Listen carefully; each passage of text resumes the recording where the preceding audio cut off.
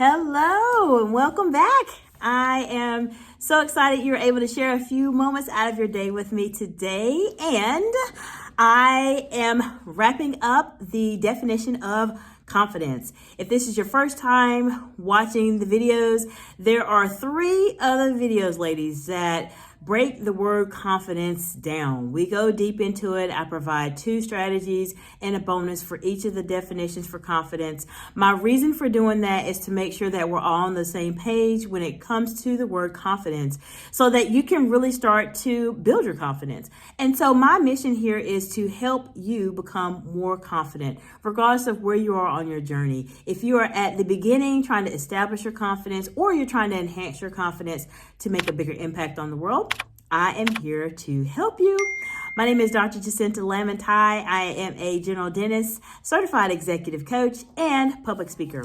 I'm going to be reading off the very 4th and final definition. I'm going to be going in on the word confidence.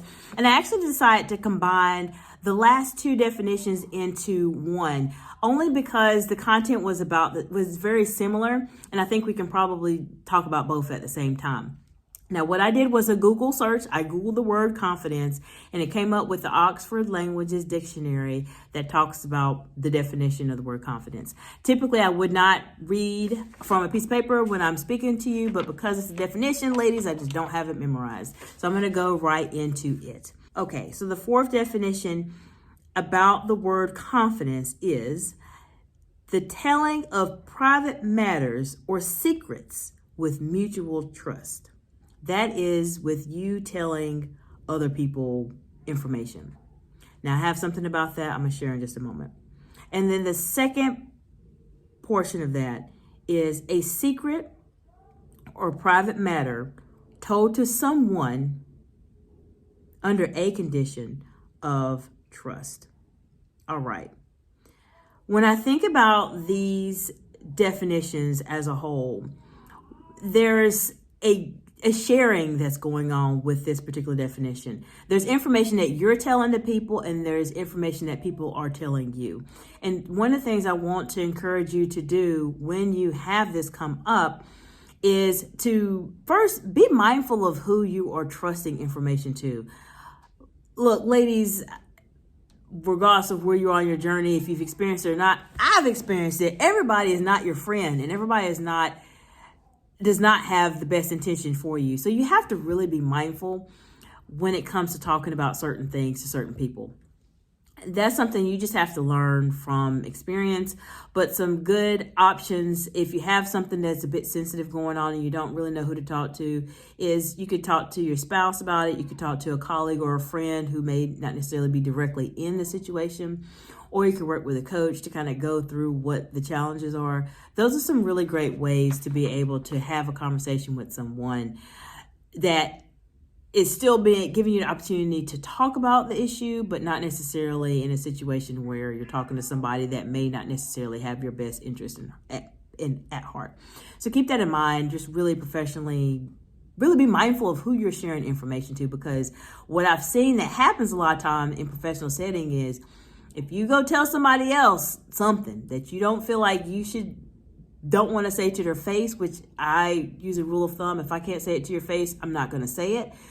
That information you tell somebody else, it will come back around to that person. You didn't want to know about it, and that person is going to be upset with you. And it gets messy, and you don't want to do that. That's why I'm very big on, if you have something going on, be mindful of really who you are talking with and who you're sharing that information to as well.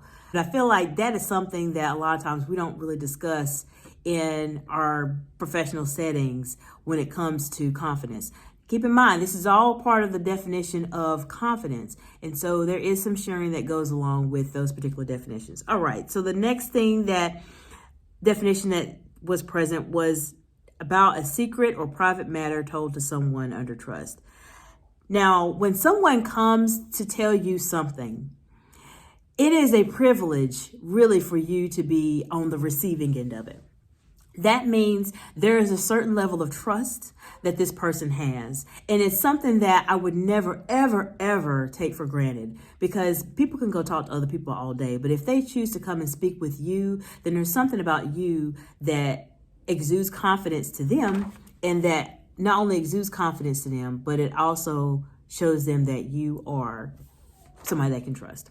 So the first strategy I would recommend in this particular setting is to don't tell people's business. If someone comes and tells you something that is very confidential, something that's really personal, keep that to yourself. Keep it to yourself. Don't go tell other people's business. That is the most harmful thing that you can do. And that is the quickest way, ladies, to have your confidence and your trust go way down drastically fast. You just don't want to do that. So just really be mindful that you don't want to share someone else's business. Keep it in confidence. Just have the conversation and just be honored that they are trusting you with this sensitive information. That's the first strategy. My second strategy is something that a lot of people don't really think about. And that strategy is to really think about where you're having this conversation. Ow, ladies, I'm telling you. Oh my goodness. Oh, there's so many times I see people in the parking lot talking to their friend about something, and it may not be anything important, but a parking lot is really not the place to have a conversation about something that's deep and personal that someone's telling you. It's just not. So try not to have your conversation in the parking lot, in the break room, in the hallway. No, ladies, just don't do it. Don't have those conversations there.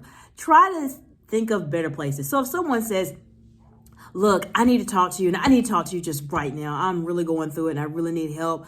Then tell them, oh my goodness, yes, absolutely, I want to talk to you. Is there a possibility we could have this conversation in a few minutes, or once I finish up with whatever task you're working on, and maybe in a setting where it's more private, so that you and I can have a dialogue and exchange of information, so that other people aren't hearing our conversation.